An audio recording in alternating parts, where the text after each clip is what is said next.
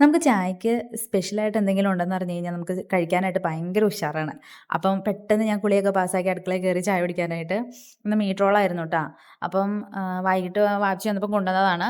അപ്പം അൽഫി കഴിച്ചിട്ടുണ്ടായിരുന്നു. ഞാൻ വൈകുന്നേരം കുളിയൊക്കെ കഴിഞ്ഞ് വരുമ്പോഴത്തേക്കും അവൾ കഴിച്ചിട്ടുണ്ടാവും. നേരത്തെ എണീക്കണ കാരണം. അപ്പം ഞാൻ കഴിക്കാനായിട്ട് ചെന്നപ്പം എനിക്കും കൂടെ ഉണ്ടായിരുന്നുള്ളൂ കേട്ടോ. ഞങ്ങളെ കഴിക്കത്തുള്ളൂ. വേറെ ആർക്കും വലിയ താല്പര്യമില്ല അത്. അപ്പോൾ കഴിക്കാനായിട്ടിരുന്നു. മീറ്റ് റോള് കഴിഞ്ഞ ദിവസം മേടിച്ചതെന്ന് പറയുന്നത് നല്ല ടേസ്റ്റൊക്കെ ഉണ്ടായിരുന്നു. ഫില്ലിംഗ് ഒക്കെ നല്ല ഇതായിരുന്നു. പക്ഷേ ഇത് വേറെ കടയിൽ നിന്നായതുകൊണ്ടാണോന്ന് അറിയത്തില്ല. ചെറിയ മാറ്റമൊക്കെ ഉണ്ടായിരുന്നു. ഫില്ലിംഗ് ഒക്കെ കുറവായിരുന്നു. പിന്നെ അത് കുറച്ചൊക്കെ കഴിച്ചു. പിന്നെ വൈകുന്നേരം ചോറിനെന്ന് പറയുന്നത് കറികളായിട്ട് മീൻകറി മാത്രമേ ഉണ്ടായിരുന്നുള്ളൂ ഇന്ന്. തോരനൊക്കെ തീർന്നിരിക്കുകയായിരുന്നു. പച്ചക്കറിയൊക്കെ തീർന്നായിരുന്നു.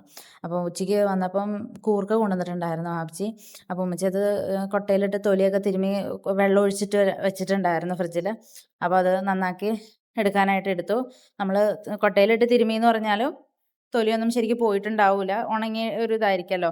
അപ്പോൾ അത് ചിരണ്ടി എടുക്കാമെന്ന് ഓർത്തു. ചെറിയ തരം കൂർക്കയായിരുന്നു കേട്ടോ.